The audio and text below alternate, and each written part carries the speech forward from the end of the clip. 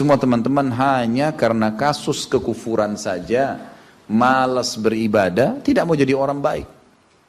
Hanya itu sederhananya. Lalu kenapa teman-teman? Apapun waswas syaitan yang mengatakan orang beriman itu susah, itu bohong semuanya. Demi Allah orang beriman itu bahagia, tenang. Bisa mendapatkan semua dunia. Allah janjikan. Tidak mungkin salah. Kita melihat orang-orang yang tinggal di Timur Tengah, Allah berikan kekayaan. Banyak orang di Indonesia juga, orang di Asia Tenggara yang memang beriman sama Allah banyak. Saya berjalan dengan orang-orang yang pergi umroh, pergi haji, banyak orang mampu.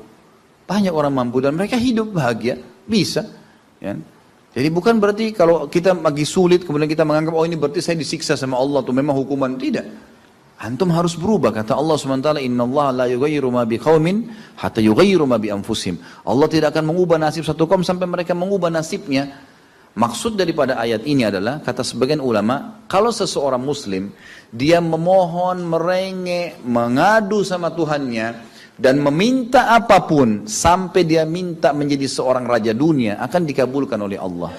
Asal dia mau mengubah dirinya. Lalu Allah akan bukakan kepadanya peluang-peluang untuk mencapai apa yang sedang dia minta itu.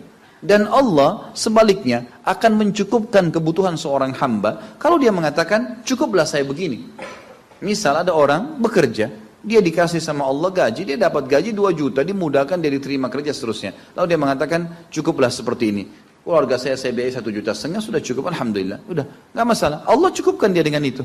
Tapi kalau ada orang tamak dengan rahmat Allah, enggak, saya mau begini, saya mau begitu, saya mau berusaha, lalu merengek minta kepada Allah, Allah akan kasih, tapi prosesnya ada. Karena kita di dunia ada proses.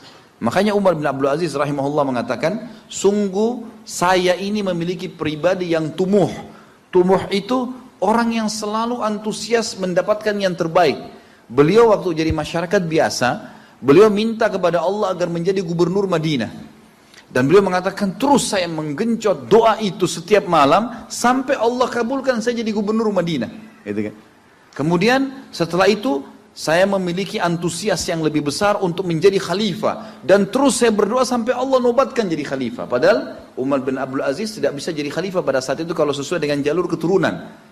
Semestinya ada orang lain. Dia memang keturunan Bani Umayyah, tapi bukan dia semestinya pada saat itu menggantikan khalifah. Tapi subhanallah sebelum meninggal khalifah sebelumnya menulis surat bahwasanya yang datang setelah saya adalah Umar bin Abdul Aziz. Padahal bukan dia. Makanya setelah Umar bin Abdul Aziz meninggal kembali kepada keturunan raja yang pertama. Tapi Allah selipkan dia menjadi khalifah di situ. Dan dia mengatakan saya mendapatkan semua apa yang saya inginkan dengan tumuh saya, dengan antusias saya yang besar dan saya mohon kepada Tuhan saya sampai Allah kasih. Jadi Allah kasih teman-teman sekalian. Tapi bagaimana kedekatan antum kepada Allah subhanahu wa ta'ala? Bagaimana kita merengeknya dengan Allah? Bagaimana kita memohonnya dengan Allah? Tidak ada yang mustahil. Coba terus minta sampai Allah kasih. Karena setiap seseorang hamba mengucapkan Rabbana atau Allahumma, atau kita mengatakan dalam maksudnya ya Allah, wahai Tuhanku. Begitu kita mulai memohon, itu sudah ada garis startnya ucapan kita. Ada garis finishnya.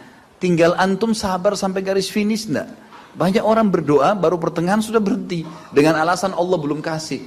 Allah mau lihat ini orang benar nggak, serius nggak?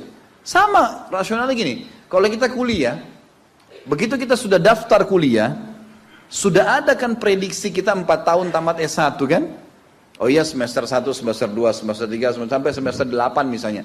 Ini yang saya tahu pada saat kami S1 di Madinah begitu ya. 1 tahun 2 semester, 1, 2. Tahun kedua 2, 3 dan 4. Sampai semester 8 selesai S1. Baik, kita begitu daftar, pertama sudah tahu. Saya akan kuliah 4 tahun nih. Kalau saya lulus, selama 4 tahun saya akan lulus menjadi S1. Kita sudah tahu kan. Kalau ada orang baru tingkat 2 sudah berhenti kuliah, dia sendiri berhenti. Itu sama rasionalnya orang kalau berdoa tuh. Kalau merengek sama Allah. Sabar sampai titik klimaksnya, kita akan dapat ijazahnya, kita akan dapat apa yang kita inginkan, gitu kan? Tapi kalau orang terburu-buru, tergesa-gesa, dia tidak dapat. Jadi selalu tamak terhadap rahmat Allah, dan itu bagian daripada ibadah. Allah SWT menyuruh kita tamak dengan rahmatnya. Ya. Kita disuruh berdoa dengan khaufan wa tama'a. Khauf, takut dengan azabnya Allah, jangan masuk neraka, dan tamak terhadap rahmat Allah. Minta terus agar Allah Subhanahu Wa Taala memberikan kepada kita rahmat yang luas, ditambah, diberikan karunia. Antusias teman-teman sekalian. Orang mukmin itu selalu optimis. Tidak ada kata-kata pesimis, tidak ada kata-kata putus asa, nggak ada kata-kata dendam. Berlalu, qaddarallah ma syaa fa'al. Allah sudah takdirkan dan sudah terjadi. Kata Nabi SAW, kalau terjadi sesuatu pada kalian, katakan Allah sudah takdirkan, sudah terjadi. Buka lembaran baru, jalan sekarang, gitu kan? Sampai kata Nabi SAW yang memotivasi kita, kalau di tangan seseorang di antara kalian sebuah bibit, dan dia tahu, bibit pohon, dan dia tahu besok kiamat, tetap dia tancapkan. Tetap dia tancapkan. Sebagian ulama salaf dulu, mereka menanam pohon-pohon teman-teman sekalian, pohon-pohon yang umurnya lama, seperti kelapa, ya.